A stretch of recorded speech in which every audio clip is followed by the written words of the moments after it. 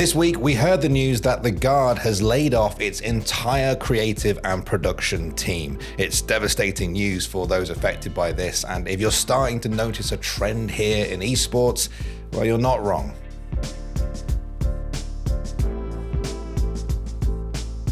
So obviously this is a pretty big story in esports this week, and we do cover these kinds of stories as and when they happen. So if you want to stay up to date with all of them, then make sure you're subscribed to the theScore Esports channel. And if you like the video, give it a like as well. Thank you. So, The Guard. This org has had an explosive past year, to say the least. This time last year, they were a newly formed Valorant roster who had only been training together for just a few months. They then had their now famous fairy tale run at Challengers 1, and to say they beat expectations would be a gross understatement. After toppling the likes of Sentinels and Cloud9, The Guard cemented their arrival in Valorant with a grand final win over Optic. What is this, a divine comedy for Dante's Inferno by Saya Player? 1v1 with Crash! What? Bang! And a lot of these breakout performances could be attributed to Trent, the prodigy who facilitated so much of that early success. Death does him part, and now the shock darts. BCJ trying to play Legolas, and Trent stays alive. Now look at the HP. It's a 1v2 and it's doable. He spots out one wallbang. Where is it? It's a possibility, trying to line it up. Trent, he finds it, and now it's a 1v1. Unaware of the position of the other, last known in close, a single bullet, a reveal, a wallbang! It is Trent! But the Guard struggled to keep that momentum going throughout 2022. Despite being the ones to watch at Masters Reykjavik, they were knocked out in the lower bracket round 1 by Paper Rex. They also missed the chance to compete in Champions after being swept 3-0 by 100 Thieves in North America's Last Chance qualifier. Despite reports last summer that they'd been shortlisted to be a part of the new franchise VCT model, they failed to make the cut and have been competing this year in the Challengers circuit. And so far, fans have been pleased to see the team take a 2-0 lead in the group stage, but this week's news hasn't just put a damper on their success, it's thrown some question marks over the entire org. On Wednesday, an apparel designer for the Guard tweeted out that, quote, "Everyone's position at the Guard has been eliminated." Esports and streaming reporter Hunter specified that the layoffs had solely affected the Guard's content, social, talent, and creative teams. As the evening went on, we heard from more and more now former Guard employees sharing similar stories of being abruptly let go from the org with little to no warning. Perhaps the most stark example came from Ariel Ben Abraham, who was the newly appointed GM of apparel at the Guard. He said he moved location for this job earlier this week, only to find himself unemployed 2 days later. He said he faced difficulty from HR staff at the office and that he was now trying to get out of his lease. In what feels like a pretty confusing situation all round, one thing appears to be certain, that this whole thing went down quite abruptly.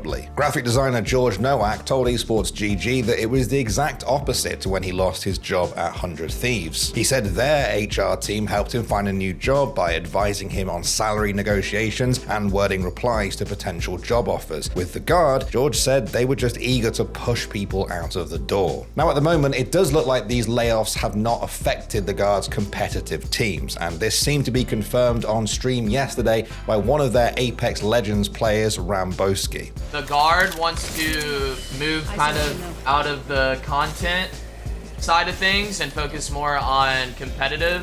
Bo added that the Guard wanted to keep them, but that they are now allowed to look around for other teams. Yesterday, .esports reported that the Guard's Valorant roster is remaining with the org for now, while the esports advocate stated the same is true for the Los Angeles Guerrillas and Los Angeles Gladiators, their Call of Duty and Overwatch teams respectively. So it's all a bit of a mess right now, and once again the conversation has sprung up about what, or even who, is to blame for this sort of thing. Some people are pointing to franchising being the cause, and there's certainly an argument for that. A franchise league provides stability for investors to throw their money behind the teams that make it, but it's obviously much more difficult for those like the Guard who don't make the cut. Now, Riot did create the Challengers Ascension tournament as a path for teams that didn't make franchising to climb their way up to Tier 1 Valorant. But having a presence in Tier 1 competition, or even the opportunity to eventually get there, might only be half the story. Last week, our very own Keith Capstick outlined how, after 100 Thieves announced layoffs within their content team,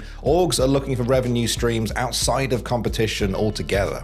And this is where things get complicated for me, because as someone who creates YouTube content in esports, I don't want to see anyone losing their jobs. On the other hand, if Nadeshot and his executive team believe that there's no path to profitability in partnerships and content creation, even if it is more lucrative in the short term, then they absolutely should pivot.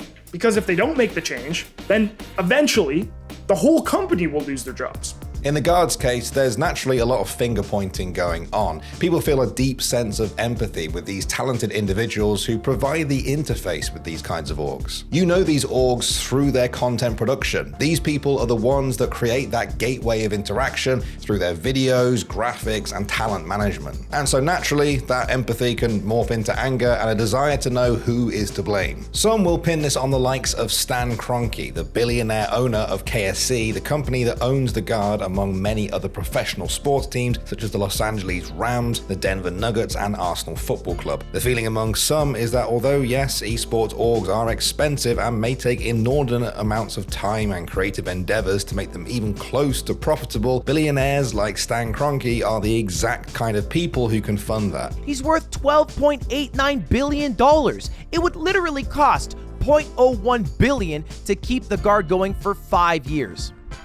Which he has. This is a lie. I edited this. He's worth $12.9 billion. No one would have noticed, but he even left esports, which is raising a lot of concerns. Ludwig, who recently became an owner of an esports org himself, described what we're seeing now as the winter of esports that people have been predicting for years. The bursting of the speculative bubble, if you will. And these kind of cuts do seem to back that up. What's happened at the Guard is just the latest in what's sadly become an increasingly more common occurrence within esports. Whatever the cause for all this, it's undoubtedly more complex than any single factor. It's likely a combination of each exacerbating the next. It's easy to get caught up in this sort of top-down analysis. After all, it's an industry that a lot of people, you and I included, are emotionally invested or even employed in. But for now, a lot of the focus I'm seeing in the community is on the people, the actual humans who have been affected by these sorts of layoffs. The creative teams who lost their jobs at the Guard are the latest collateral damage from factors beyond their control in esports, and there's a sense that this trend will only continue.